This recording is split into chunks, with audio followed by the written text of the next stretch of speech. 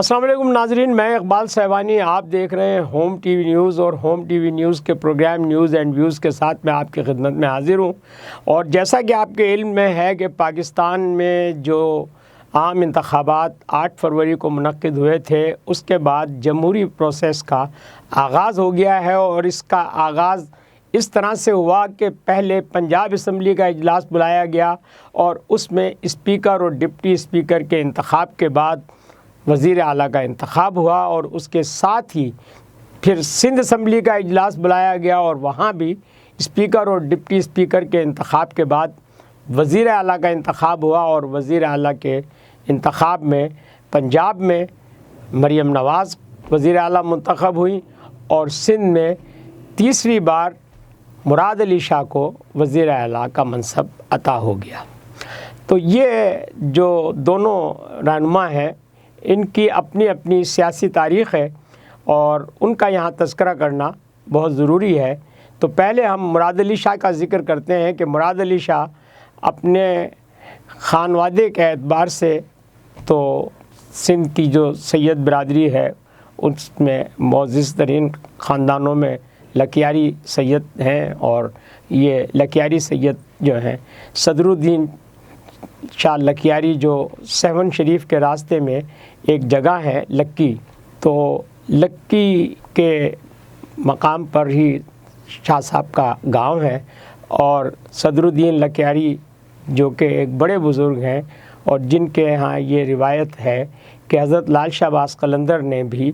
اپنا پہلا چلہ انہی کے مزار پر کیا تھا۔ تو گویا ان کی جو تاریخ ہے وہ سندھ میں بہت پرانی ہے۔ تو اس خانوادے سے مراد علی شاہ کا تعلق ہے، اور مراد علی شاہ کے والد بھی ایک کامیاب چیف منسٹر کی حیثیت سے سندھ میں خدمات انجام دے چکے ہیں۔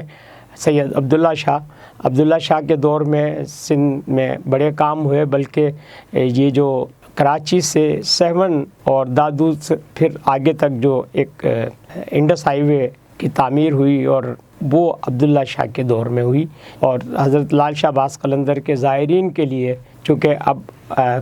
ان کا عرس بھی ہو رہا ہے 2 دن بعد، تو یہ تذکرہ کرنا ضروری ہے کہ حضرت لال شاہ باز قلندر کے زائرین کے لیے یہ تحفہ عبداللہ شاہ کی طرف سے دیا گیا تھا کہ اتنی خوبصورت سڑک جو ہے وہاں بنی ہے کہ پورے سندھ سے بھی اور بالخصوص پنجاب سے بھی جو بائی روڈ لوگ آتے ہیں وہ اس سڑک پر سفر کرتے ہیں۔ تو بہرحال عبداللہ شاہ سندھ کے وزیر اعلیٰ رہے، اور ان کے دور میں بڑے کام ہوئے۔ پھر شاہ صاحب مراد علی شاہ صاحب بھی تیسری بار وزیر اعلیٰ بن رہے ہیں، بہت ہی ویژن رکھنے والے اور بہت ویل ایجوکیٹڈ ہیں، اور تیسری مرتبہ ان پر ان کی پارٹی یعنی پاکستان پیپلز پارٹی کا اعتماد جو ہے وہ اس بات کی نشاندہی ہے، پچھلے 2 ٹینیور میں بہترین رہی ہے، اور اسی لیے تیسرا ٹینیور بھی ان کو ملا ہے۔ تو دوسری طرف پنجاب کی وزیر اعلیٰ مریم نواز صاحبہ کے بارے میں بھی یہ ہے کہ وہ سابق وزیر اعظم نواز شریف کی صاحبزادی ہیں، اور نواز شریف 3 بار وزیر اعظم رہ چکے ہیں، اور ظاہر وزیر اعظم ہاؤس میں جو سرکاری امور انجام دیے جاتے ہیں تو وہ وہاں رہنے والوں کی نظر میں بھی کہیں نہ کہیں ان کا کوئی نہ کوئی آبزرویشن ہوتا ہے۔ تو اس حوالے سے مریم نواز کے پاس بھی ایک تھوڑا سا امور کو چلانے کا ایک ویژن پہلے سے موجود ہے، اور پھر اس کے بعد جب انہوں نے سیاست میں قدم رکھا تو سیاست میں جو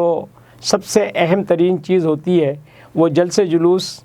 یا تقاریر تو ہوتی ہیں، لیکن سیاست کی ڈگری اس وقت باقاعدہ اس کو آپ کہہ لیں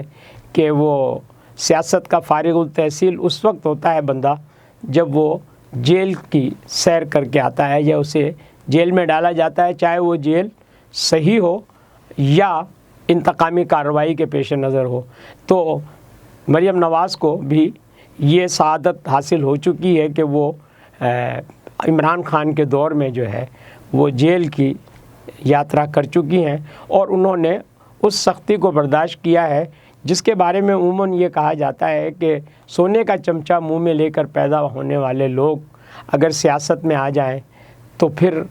جیل جانے کے بعد انہیں یہ فیصلہ کرنا پڑتا ہے کہ کیا آگے وہ اپنی سیاست کنٹینیو رکھیں گے یا سیاست سے تائب ہو جائیں گے۔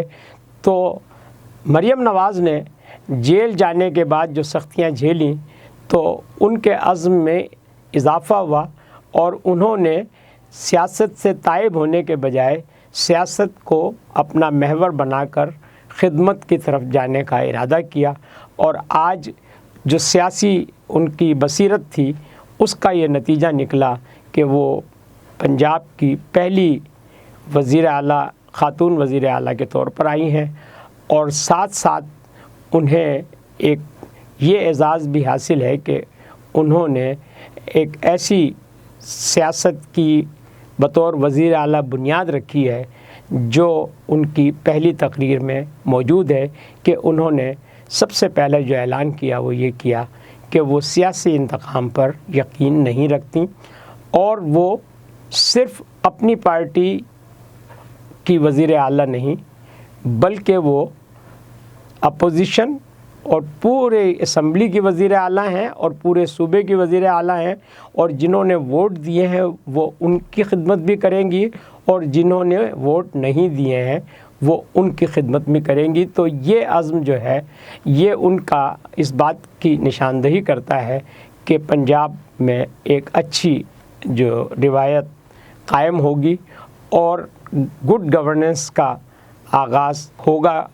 اس سے پہلے شہباز شریف صاحب وزیر اعلیٰ رہے تو بہترین گڈ گورننس انہوں نے کر کے دکھائی، اور جو پنجاب کا نقشہ اور ہائی ویز اور موٹر ویز اور جو آرٹری روڈز ہیں ان کا جو ایک جال آپ کو نظر آتا ہے، پنجاب کے دیہاتوں تک جو رسائی کا ایک